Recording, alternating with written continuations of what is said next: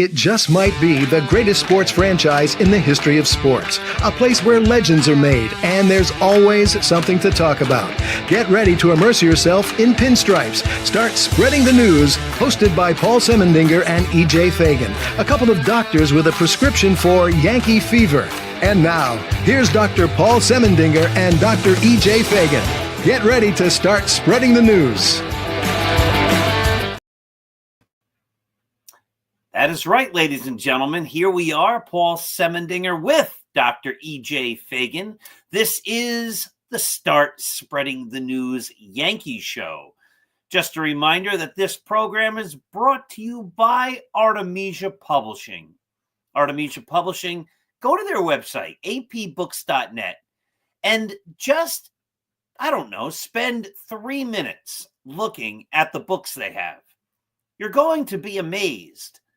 They have, at last count, I believe the number was a gazillion different titles, all traditionally published and all excellent, including countless award-winning books, including a few of mine. And as you know, my newest Yankee book is now just 11 months away. It's coming out in February 2026. And with that, ladies and gentlemen, it gives me great pleasure to introduce the great E.J. Fagan. E.J., how are you tonight? Pretty good. I think I've officially hit the point where I'm bored of spring training. I want the season to start. Let's get this going. Come on. Yeah, I agree with you. I am bored of spring training. I just want to start off by closing a door here. Something that we brought up last week. You're going to be disappointed in me, EJ. You sent me the link for the new microphone, and the new microphone goes to a box that's some type of mixer, and then you have to get a stand. It looked very complicated. So I still haven't bought it yet. I'm a little overwhelmed by the thought, and I just might get another Blue Yeti. If I get a Blue Yeti, and they have a blue one. I will forgive you. I will forgive you if you do that, yes. Yes, you will? Yeah, it'll be okay. But all right. I'll tell you, the real pro microphones, they're kind of fun. They feel cool. Yeah, it looks cool, but it looks very complicated. Yeah, I just don't know if I'm that technological. You plug two things into two things. You're good. All right, EJ, so let's start off. Giancarlo Stanton is injured and out indefinitely, maybe forever. I don't think it'll be forever. He'll come back. But what do you do at DH? What's your plan? Yeah, so the update here is a little weird, right? So we still don't really. It sounds like that no one really knows what's going on with Stanton's elbows. He's old. He swings really hard. Has done some tendon damage. I think we had some suspicion a week or two ago that this was the Yankees kind of slow walking Stanton, making sure he's ready for the playoffs, that kind of thing. But it seems more serious now. He's gotten some platelet-rich plasma injections, so blood basically injected onto the tendons to try to heal them, which is kind of what you do when you don't really know what to do. It sounds like he has some tendon damage, and that could mean surgery. It could mean, who knows, right? He played with this during the playoffs, but it seems like it's gotten worse, right? It's something he doesn't feel like he can play with now, and didn't get better over the offseason. And so, sprinkling a little blood on top might let them heal. We'll see. The Yankees have been rumored to be talking to JD Martinez, which is an interesting rumor, right? I can't imagine they would sign Martinez if they didn't think Stanton was out for most or all of the season. Because they're basically very overlapping players, right? They're DH only righties. Which would be fine. I think Martinez might be an upgrade over Stanton. Last year he was a little worse. The year before he was a lot better. Just something to keep an eye on. We haven't seen much more there. Let's assume that he's not. Let's assume that Stan's going to be out for a couple of months, but they think he'll be back by June or July, or at least for the playoffs. And so you gotta fill the DH spot kind of beforehand. I think you got three options. Dominic Smith, who's their veteran first baseman, who's in camp right now. And of course, he's hitting home runs in the spring, which makes him look better than he really is. Yeah, and we'll talk about that. You got Ben Rice, and you've got Everson Pereira. I think that's basically the list. I thought about the idea of Brennan Davis a couple of weeks ago when we first heard about the Stanton news.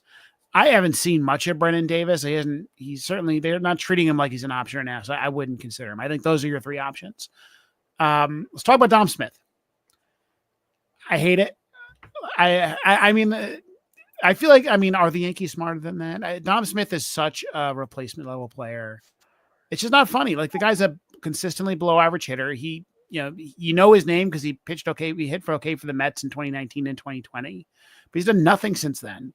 He's a lefty, which this team doesn't need. So, this team's going to hit righties fine. Its problem is it might need someone to hit against righties, hit against left-handed pitching.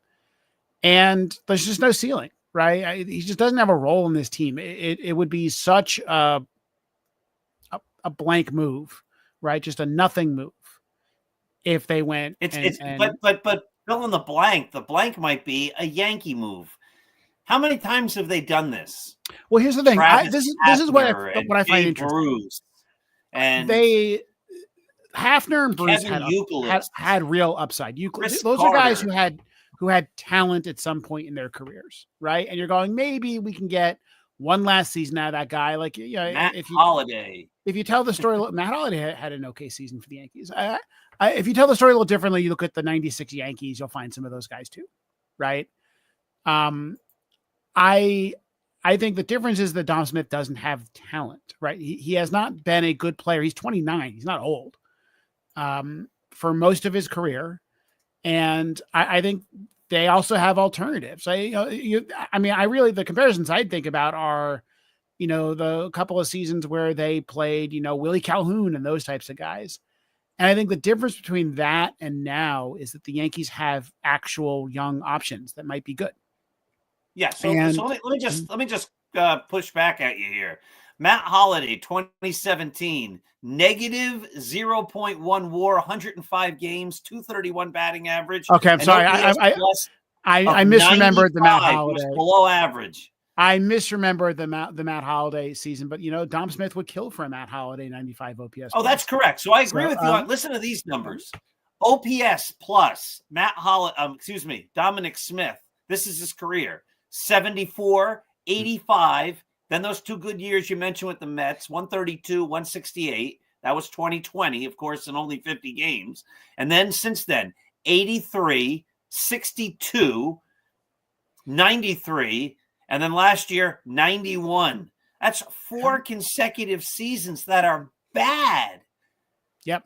And by the way, just looking at Matt Holliday, right? 748 OPS in 2017. Like, man, those were the days, right? That's below average in 2017. Today, that's like that's an all-star almost. Look, I don't think they're going to do it. They're playing him. He just feels like AAA depth to me, right? He feels like the guy that you call up when he gets injured.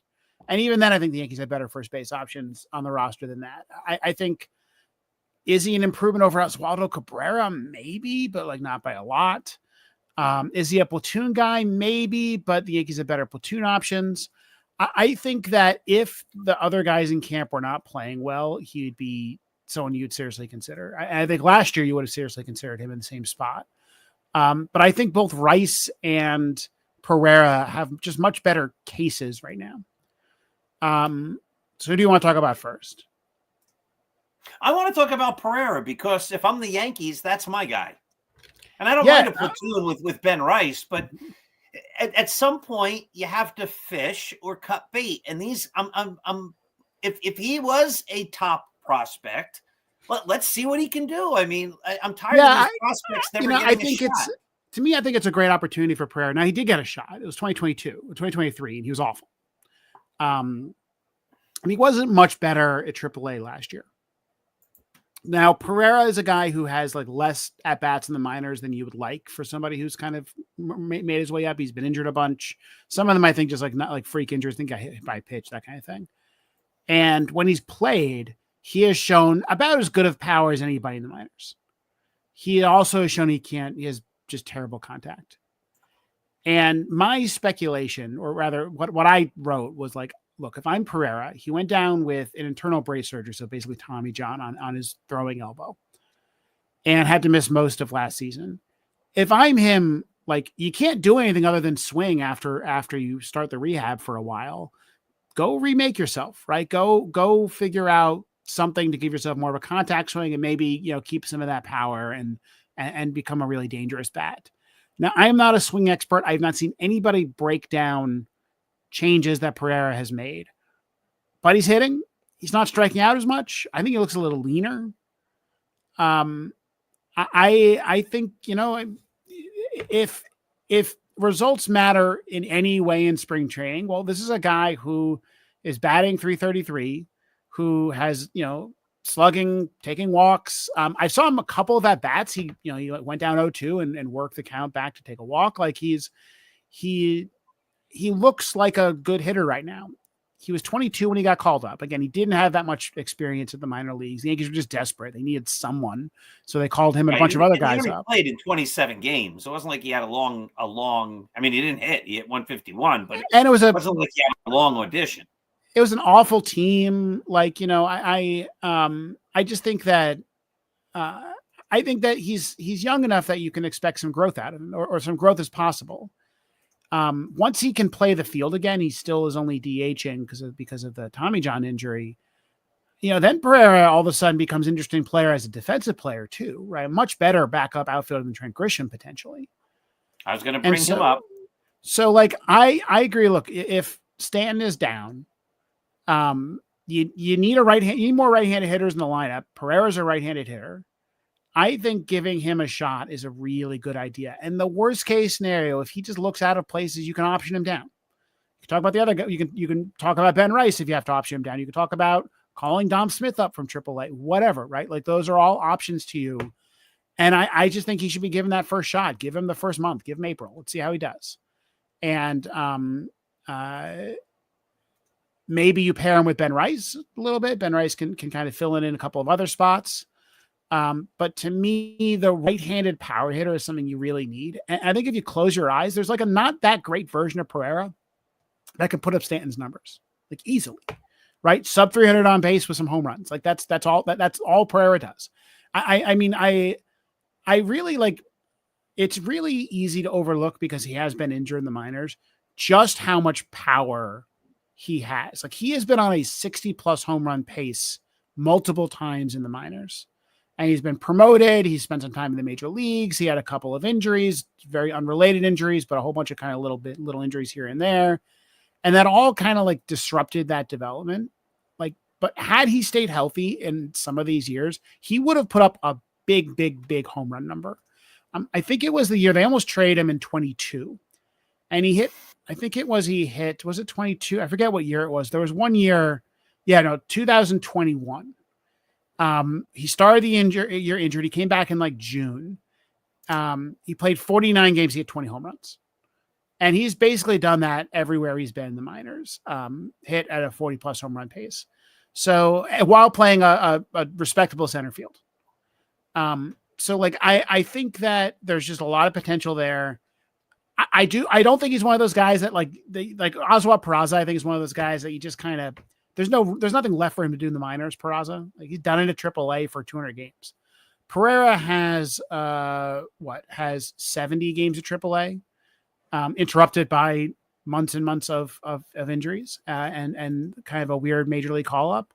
So I think that I still think he has a lot of room to grow potentially, but you got a spot for him. Like, again, could he be worse than Dom Smith? Maybe. But, like, not how much worse. I mean, he could be not that good and be better than Dom Smith. And he could be good. Like, there's ceiling with Pereira. Pereira could be your cleanup hitter in 3 months. Like, it is not crazy at all to say that Pereira could be a guy with an 800 OPS, mostly slugging in the majors. Like, that is a very reasonable scenario. And there's, like, scenarios beyond that, right, which are also really, really interesting. So, yeah, like, I don't see why you don't give the guy a shot. This is interesting, and I'm down on the Yankees and their minor leagues and all this kind of stuff. But if Pereira becomes a regular, And if Ben Rice plays first base, listen to this, and you have Or- Clark Schmidt on the mound. Schmidt's a homegrown player. Wells, the catcher, would be homegrown. Rice at first is homegrown. Volpe at short. Peraza at third. Dominguez in left, and Judge in right. Yeah, That's like that's unbelievable. yeah. I mean, I've also been critical of the Yankees farm system, and I'd love to be proven wrong, right? And there's not a lot of guys after all of these guys right now, so Yeah. like. Yes, we better hope they come out, but like there isn't another, like, this is a set of players other than maybe Rice that we all knew about 2 years ago. Most of them were called up to the majors 2 years ago, right? That was when Cabrera, Peraza, Pereira, they were all in the minors, all in the majors, and they all flopped. Right, like Volpe was the only one who had a job a year at the start of the 2024 season. That was entirely because of defense and base running. It was not because of hitting. And maybe something changed, right? Like the Yankees lost a bunch of coaches. Maybe they changed something and something was successful. Spencer Jones, I've heard some people say his swing looks pretty good. Maybe that's another one that we could add a center fielder, to that list there. Well, then if you put Oswaldo Cabrera at second, it's an all Yankee through the system. I mean, there's a difference. I'll tell you something. There's a difference. There's a difference between Cabrera and these other guys. Cabrera is just not that talented, right? Like he is a guy that through like gumption and like hard work has made it to the majors and played a bunch in the majors and might like stick around for a little bit. He's Tyler Wade, basically. Tyler Wade's had a job for a while, right? He's a major league player. He's just not that good. He's just a utility player. That's why he's on the roster, because he could fill in a lot of spots, and that's nice. All of the other guys you mentioned have real tools. They have flaws too, right? Pereira, first among them, has real serious flaws. I mean, again, this is a guy who does not make contact, and just looks silly in front of major league pitchers. But Peraza has incredible tools, right? Speed. He has hit for power in the minors, though not in the majors. He has incredible defense. Anthony Volpe has a hitting gear we have not seen in the majors, but has that on top of the other tools that we've seen. Pereira is the power king. Ben Rice hit a ball this week at 113.5 miles per hour. Not that many major league players had ever done that. And has, again, hit a lot in the minors. I think he had 20 something home runs in not that many games last year, right? Like Ben Rice is a legitimate talent. Austin Wells, I think, could be the best catcher in the league. May already be the best catcher in the league, right? Just go down the list. Jason Dominguez, right? I mean, these are very good players. Most of them are first round picks. I think Austin Wells would be a very high first round pick if anyone thought he could catch the way he's catching right now.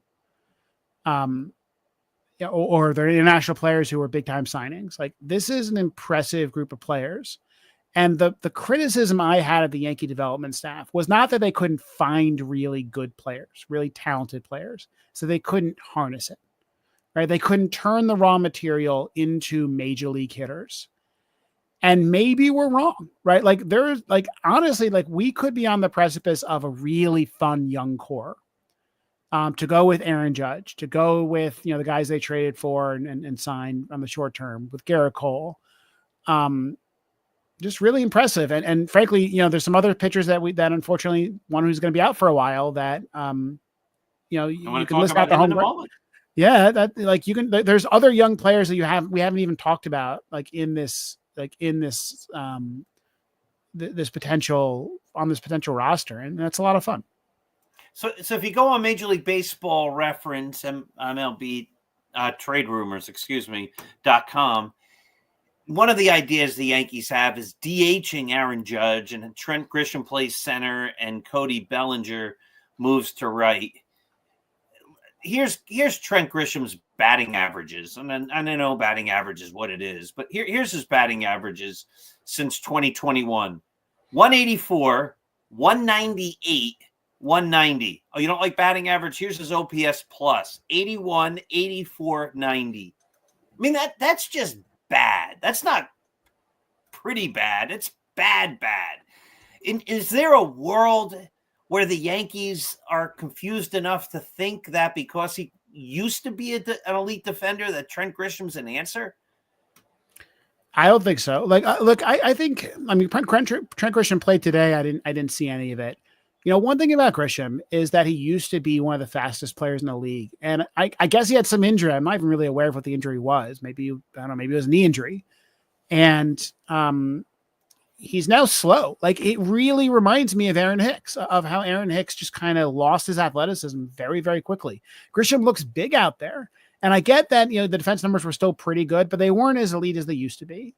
And so the upside is just hard for me to see. Like, a guy who goes up there and his best hope is to draw a walk, again, Aaron Hicks, and you're playing him for center field defense. I don't like it. I wonder what they're doing, kind of. I don't know. I mean, I haven't read the article that MLB Trade Rumors is citing. It's from Brian Hoke. I think that's Brian Hoke speculating. I hope it is. Because the young guys have the upside. You could always play Grisham if Pereira or Ben Rice don't work out. Correct. That's an option available. Answer. And he does have a little power. He hits 17 home runs in 2022, 13 in 2023. He hit 9 last year, playing in only 76 games. So he does sometimes run into a ball, but he doesn't get on base. Here's his on base percentages: 2022. 284, 2023, 315, 2024, 290. It's not even like he walks. That can't be the answer. His sprint speed is below 27 feet per second, which is below average, right? Below average runner in the majors. His ex-WOBA is 305. I mean, there's nothing there. If I turn on the Yankees, all things being equal, on April 7th, and due to injuries and all of that, which I'm not going to, people get hurt. If I put the Yankees on and Bellinger's in center, because he's supposed to be, and Judge is in right, for the most part, might be getting a day off for the DH. I'm not talking about the random day off. And Ben Rice is at first, and Pereira's the DH, and Peraza's at third. I'm going to be hoping they're winning, but at least I'm going to be saying, all right, there's something to look at here. But if I turn on the Yankees every day for a week, we'll make it that way, and Trent Grisham's in center, and Dominic Smith is at first, and DJ LeMahieu's at third, I mean, I'm going to be like, what are they doing? Like, it's time to move on from that. Again, if you could, I think there's some good news there. I would, but none of those guys are good. I don't see any indication that the Yankees are going toward that, right? They're not behaving like they will. Maybe they plan to rest Judge a little bit, and then you got to play someone in the outfield. It can't be Pereira right now, right? He hasn't rehabbed, so maybe they're going to play Grisham a little bit. And that's not great, but you want to keep Judge healthy. I think that the Yankees right now are certainly pointing to Peraza as their third baseman. They're playing him like that. He's playing him mostly at third base. They're batting him, ninth in the order. And frankly, he's looking really good. And so Peraza to me seems like a very likely third baseman. That's going to be fun. Ben Rice, they are talking like he's a major league player. Now, where, I don't know, right? Backup catcher, kind of, I guess. I still don't have a lot of faith in him as a catcher, though I said the same of Wells a year ago. First base, a little bit. I mean, Paul Goldschmidt, frankly, should be mostly a platoon player at this point in his career. So maybe some at first base. He started at first base today. Maybe some DH. Maybe he's your primary DH. Maybe he's your primary DH and you carry a third catcher just because you worry about him, your backup catcher being a DH, right? Like, I think these are all much more likely than Judge starting most games at DH. Judge is going to DH a decent amount, right? Because he's Aaron Judge, and we would like him to stay healthy, and that's what they did last year, and it worked. And I wish they had a better option than Grisham. It's still crazy to me that they qualified him. They pay him that money. But also, like, there weren't any real outfielders out. Like, it was like him or like Harrison Bader. So, like, there weren't really a lot of good options out there. When Everson Pereira gets healthy or Spencer Jones has a strong start to the season, you can imagine them making that pivot. There's just no one else right now. There's not really options. I mean, unless you want to convert an infielder, but we've been through that, and I don't think we want to do that again. Yeah, and there's also a world, by the way, where Cody Bellinger plays some first base. Mm-hmm. You have a Pereira or someone like that, playing a little bit more in the outfield, which I think would be kind of nice. So I don't see anything going there. I'm just kind of scanning the Brian Hoke article right now to see if, that's just that's Aaron Judge talking, actually. Aaron Judge is the one spreading this rumor. Another problem with Aaron Judge, we've had this discussion before. Quote, "I'm good with whatever you want to do," because he's asking about Judge playing center. I'm good with whatever you want to do, whatever you've got to do, because I know we've got a lot of good outfield options. So maybe that opens up the chance for Grisham, who's been swinging the bat well in the backfields, to get a little more playing time, or maybe Cody goes over to right for a little bit. Whatever we've got to do to help the team win. So I think. I think this is Aaron Judge talking. Now, whether or not Aaron Judge is talking with an informed opinion is an open question. But it is not Aaron Boone talking yet. Sometimes Aaron Judge is Aaron Boone talking, though. We have seen that. Yeah, I mean, they get their marching orders from the player. Well, yes and no. Look, I mean, we can talk about DJ LeMahieu, but Judge was saying lots of nice things about DJ LeMahieu, and I don't think that's going to happen. Only because he got hurt. Did he get hurt? I don't know. I'm calling he's hurt. He got hurt in his second at bat. He pulled a muscle. That's what they said. Let me be a little conspiracy theorist here for a second. DJ LeMahieu, you like the conspiracy theories. I do, and you know something. I'm increasingly look. I love the New York Yankees. They lie. They just lie about injuries, and we've seen this for years now. Aaron Boone will just lie to your face about injuries. So I believe very little of what he says, and the way LeMahieu went out is suspicious as hell. Right? This is a guy who should be fighting for a job. Right? He came into camp and they said, it's a contest between Peraza, Oswald Cabrera, DJ LeMahieu. We want to come into camp, see what they can do. And then we don't see anything of LeMahieu for weeks. Right? He is not, we don't hear things about LeMahieu looking great in the backfield, losing some weight, changing his swing, practicing at second base, none of that, right? We don't see anything of him. We don't hear that he's injured. And then he DHs one game on Saturday. And looks awful. I don't know if you saw the game. I mean, he just did not look good. He swung it up all at his eyes. And then there's a calf injury and he's gone. To me, that is the Yankees giving him an out to not be released. And I don't know if there's reasons that you don't want to be released other than the embarrassment. If it's just the embarrassment, if they want to IL him and keep him in cold storage in case they need him for a while. But my guess is he came into camp, didn't look any better, didn't recover any of his ability to hit to drive the ball, and basically gave up. And now he has a calf injury. If that's a real injury or not, I don't know. I don't think we're seeing DJ LeMahieu. I don't think he's breaking camp with the team. If he doesn't break camp with the team and Oswald Peraza is just fine, let alone good, I see no space for him with playing time. I think it's a better roster without him on the bench. Absolutely, 100%. Right?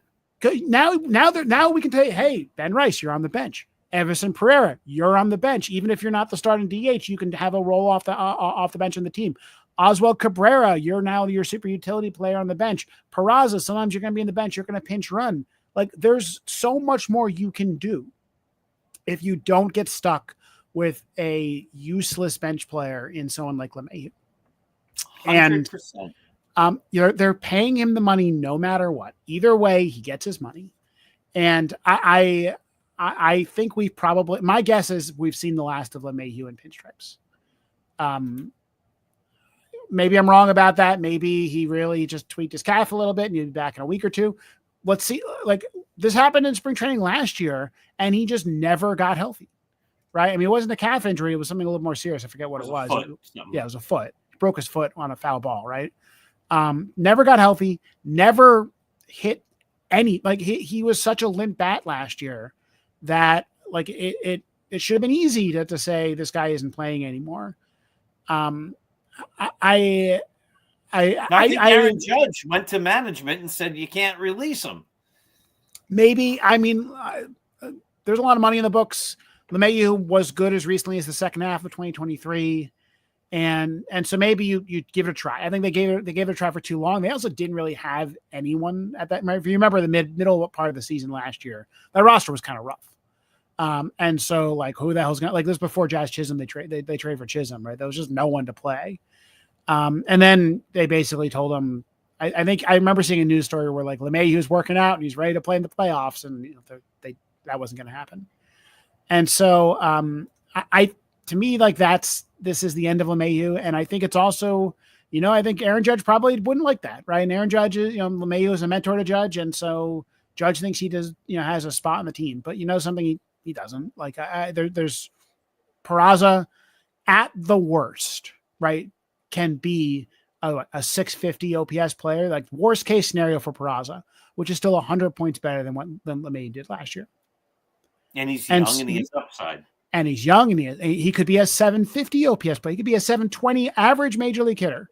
And Peraza is immensely valuable because he can run, he can play defense, and he's cheap. And if that happens, then all of a sudden you can go get Kyle Tucker. You can go get Vlad Guerrero Jr. You can spend some money on guys because you got a trove of young guys. You can even, and the Yankees haven't done this in forever, extend somebody, right? Because they before they've waited to extend guys because they don't want to up their average annual value. And then guys hit free agency, right? Or you trade them or whatever, right? But you could extend Anthony Volpe. You could extend Austin Wells. You could extend Jason Dominguez. Let's say he has a great first season, right? Lock him up for the rest of his 20s. That's what every other team does. The Yankees don't do it because their budget's always been so tight that they need every little ounce of average annual value for these guys. They could have extended Jordan Montgomery. They did. And they could have extended Gleyber Torres. Thankfully, they didn't do that. They also haven't had a lot of young guys to extend. We should also note.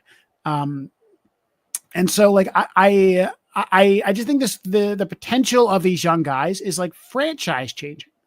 I just imagine if at the end of this year we said long-term catcher is Austin Wells, long-term infielder somewhere is Oswald Peraza. You got Anthony Volpe, who maybe had a slightly better year and looks like an all-star. Jason Dominguez looks like a major league player. Not even like these guys don't have to be, 5-win players. Let's say they're 2 to 3 to 4-win players. That is incredible because then you still have Aaron Judge. You still have Max Fried. You still have Garrett Cole. Maybe you can re-sign Devin Williams with all that money you saved. And you can go out and get a couple of guys and all of a sudden you have a World Series core. That's the secret to a World Series core. And I love it. And the thing I've been demanding of the Yankees for years is give me a couple of 2-win players, right? Ben Rice could be a fine enough first baseman who has a 790 OPS, right? That's not special. That's very normal in Major League Baseball. And that's about a 2-win player. That's like the good version of Anthony Rizzo when he was here in Pinstripes. That's a perfectly good player, right? That's one of those guys in your team, and it's great. Maybe you could trade one of the other guys and then, bring in somebody a little bit more expensive who's a little bit better. Who knows? That's the fun part of this. And it'd be a great team to watch. Like we would be in it. And I would forgive the Yankees if one or two of them don't hit. If they all don't hit, well, then we're screwed, right? then we don't have a left fielder. We don't have a DH. We don't have a third baseman. Right. Our shortstop is a 680 OPS, right? Like, and all of them don't hit, we're in trouble. But that's correct. Now let's say, but if one of them doesn't hit, it's okay. Let's say they make you the GM and Hal comes to you and he says, you know what? I am thinking about this. Dominguez proves that he's a major league outfielder. You've got Volpe and Wells continues to perform as he has. And he says, I'm going to do that whole thing that I heard on the Start Spreading the News podcast and the Bronx Beat podcast about whatever you were saying, EJ, about extending these guys like other teams do. But I don't want to jump all in because I'm very nervous. I'm only going to extend one of them. Which of the three do you extend? It's Dominguez, 100%, right? He's 22. But Ben Rice is 26. You don't need to extend Ben Rice. Ben Rice might not be a productive major league player past his 30th No, it wasn't Rice. It was Wells. Wells, Volpe, or Dominguez. Oh, Wells, Volpe, or Dominguez. I think it's Volpe, right? Volpe is 24. So you're be buying out his 28, 29, 30 seasons, I believe. He, I think, has what? He's got 2 years of service time. So he has 3 more years after this year before he is a major league free agent. So he'll be a free agent after year 6. And, I think that Volpe is pretty good. And I also don't think he'd be that expensive. I don't think you need $300 million to lock him up. I think you give him a really nice payday, guarantee that he's going to be a 100 millionaire. And then you buy out some of his late 20 seasons. Now, look, that could come back to bite you. Volpe could lose some of his speed as he gets a little bit older, and therefore, he's a bad hitter with a okay defense. But that's the extension game, right? The extension game is trading risk, right? The team takes on some risk, gives the player a guaranteed payday that's going to be lower than the payday that they might expect if they just roll the dice. And I think Volpe is just one of those players that if you get lucky and he turns into an all-star, well, then that contract is fantastic. And I still think I'm pretty confident that last year's Volpe is what we'll get for a while, at least, right? I mean, Gold Glove defender, really good instincts. He's got speed, and he as we've when we look at some of the base running numbers, right? His speed plays up a little bit. And so I think that player would be pretty good. The guy, the Austin Wells, the problem is he's a catcher. And I don't know how long he's going to stay behind the plate. I also think that if you have, an automatic ball strike system, a lot of his values in framing. And so, he might not be the best catcher in the game anymore because he doesn't have the framing runs. On the other hand, he's got 1 less year of service time. I think he's potentially better than Volpe, right? He's got not just a really good defender, but I think just has a bat that has a higher ceiling by a lot. So that would be nice too, but I think Volpe is the guy I point to.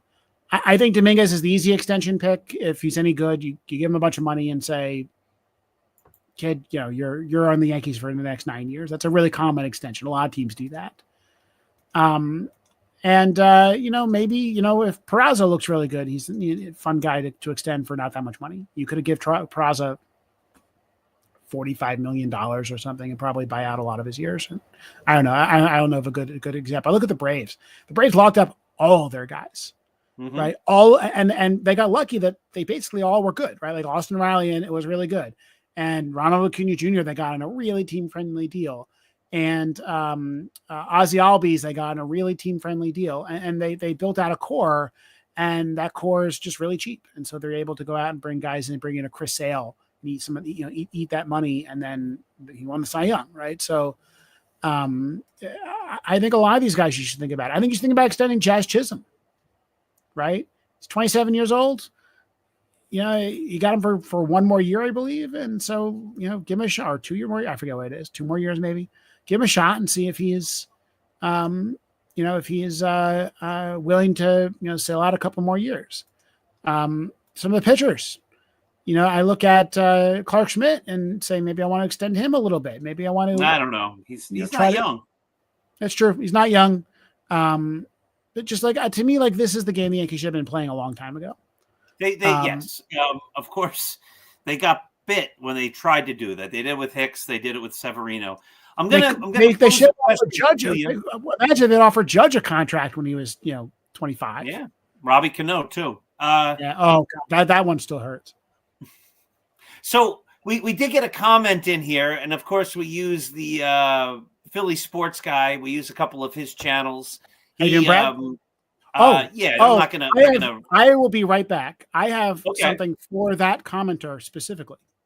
Oh yeah, all right. This is interesting. So anyway, a commenter just made a comment that the Yankees are the worst team in baseball. Listen, that's fine. You can hate the Yankees. It's fine.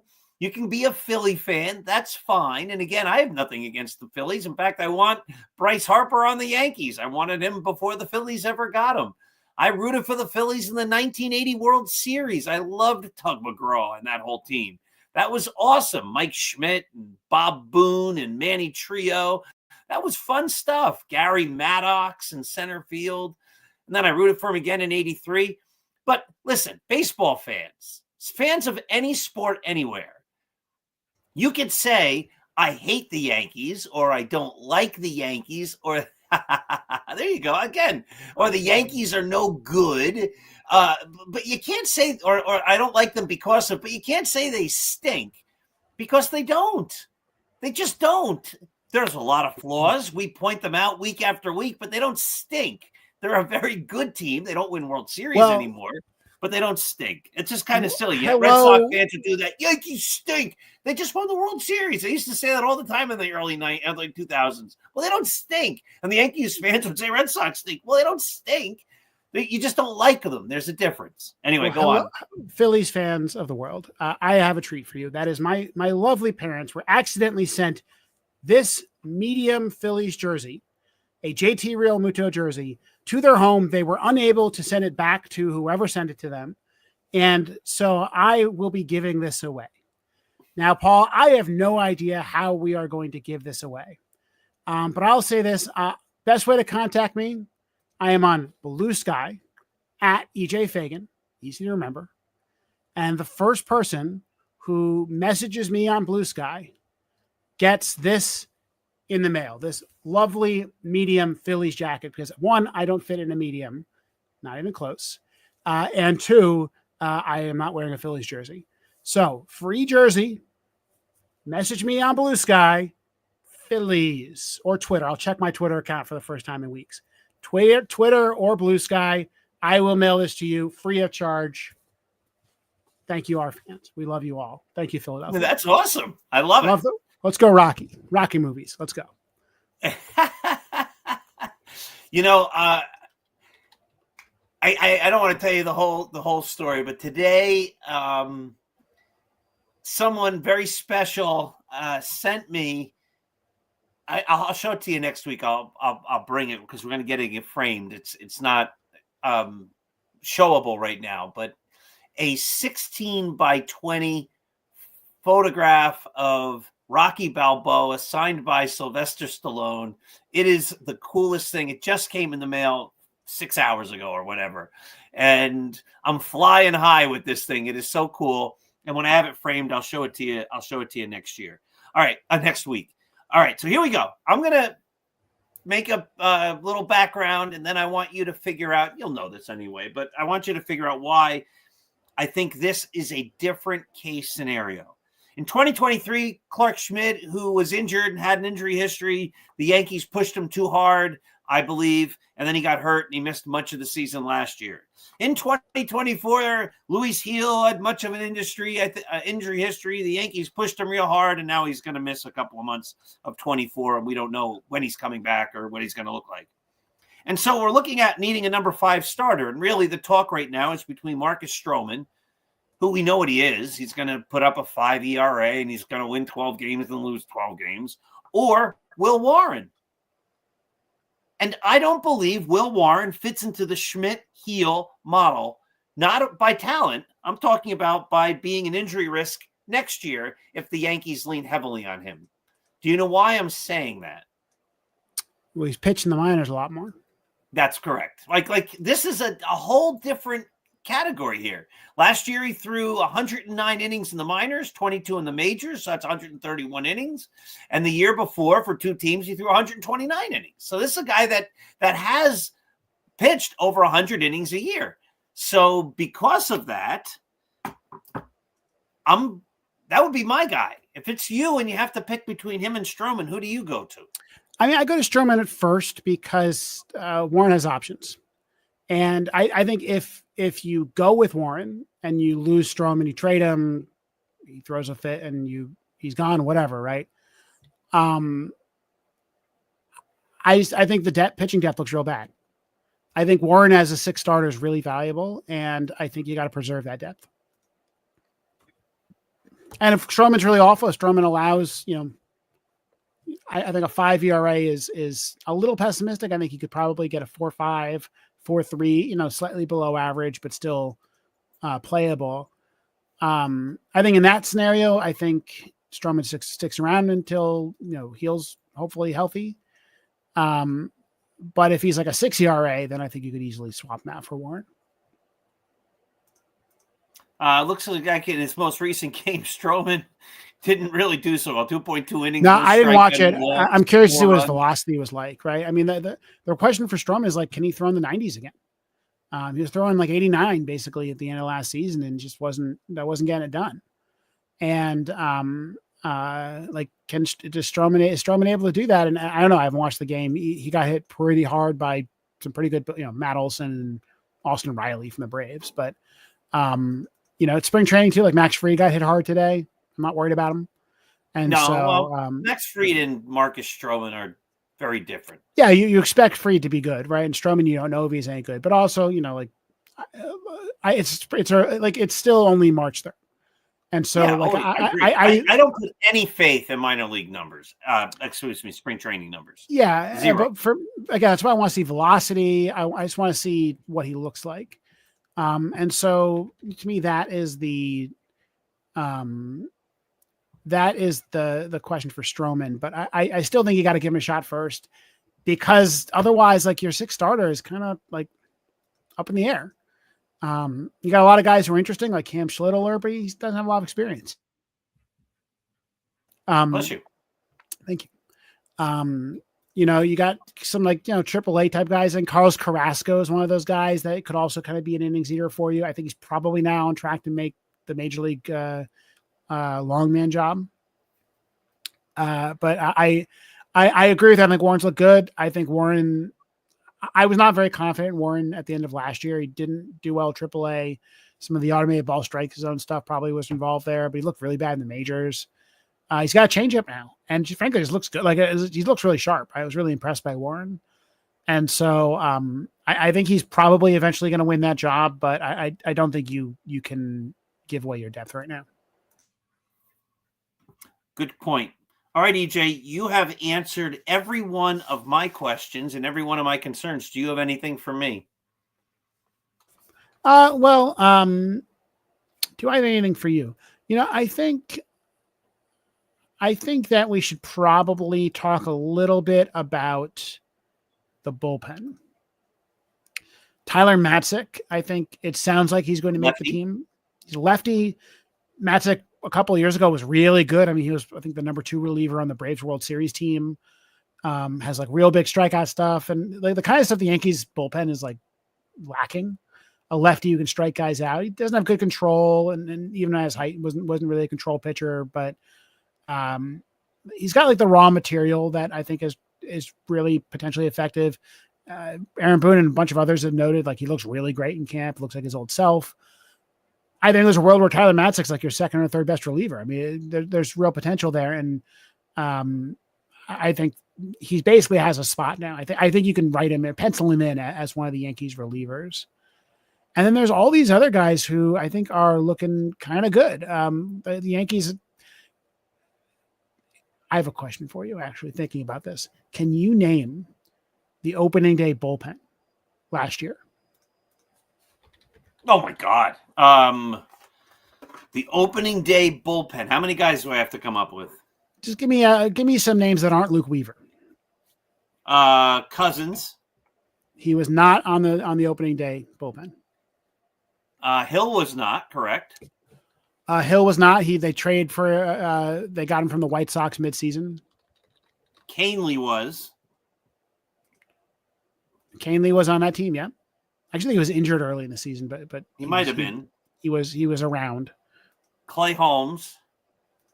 Clay Holmes was the closer on that team.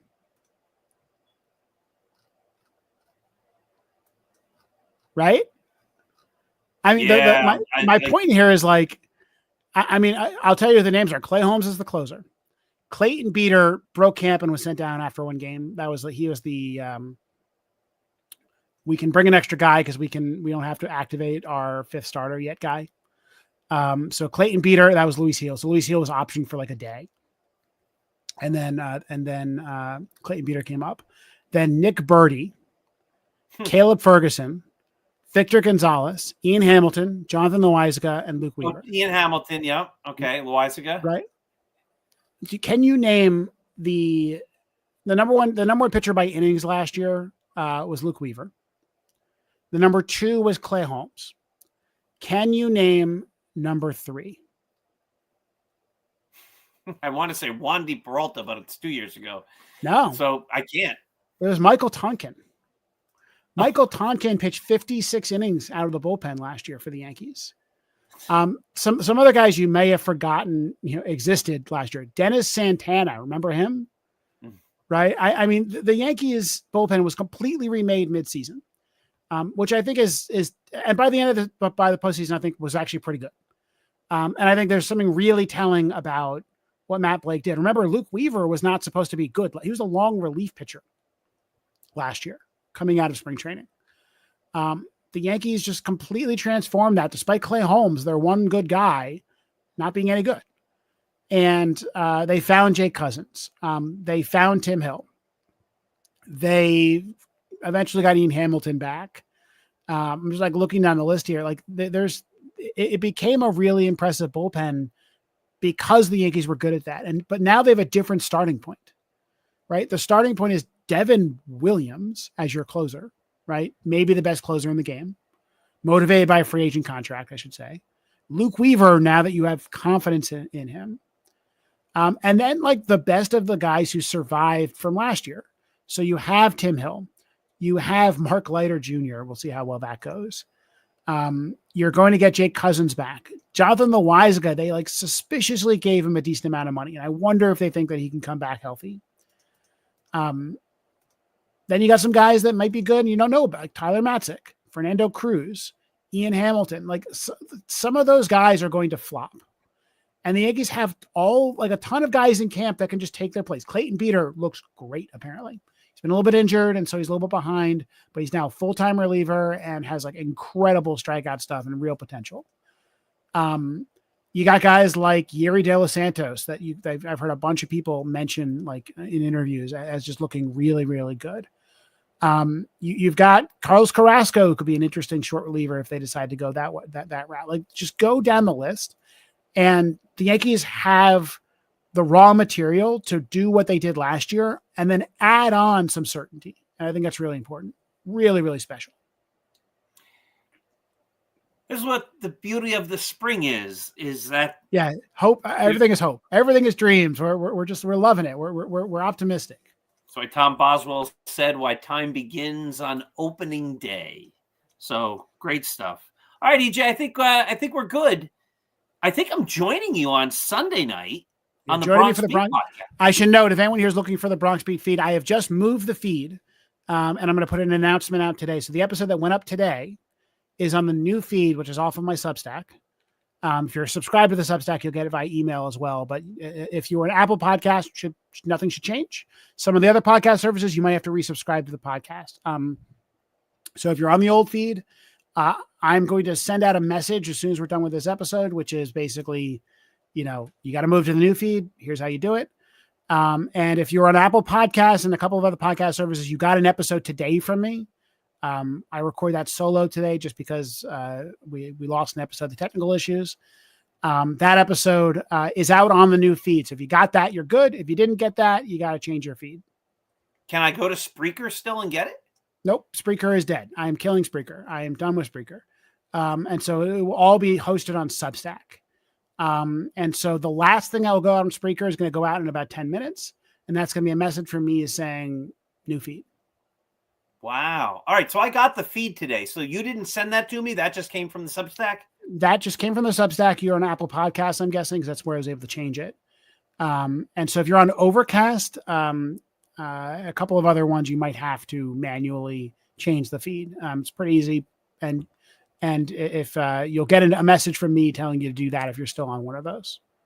Awesome. All right. So EJ, I'll see you. I won't see you. I'll hear you, but Yep. I'll see you on Sunday night on the Bronx Beat podcast. Yep. Thank you so much. All right. Thank you, everybody. Thank you for watching. Hey, everybody, one last point. Don't forget that this program was brought to you by Artemisia Publishing. Go to their site and take a look at all their books. You're going to be amazed. You are going to be amazed. Plethora, myriad, great stuff.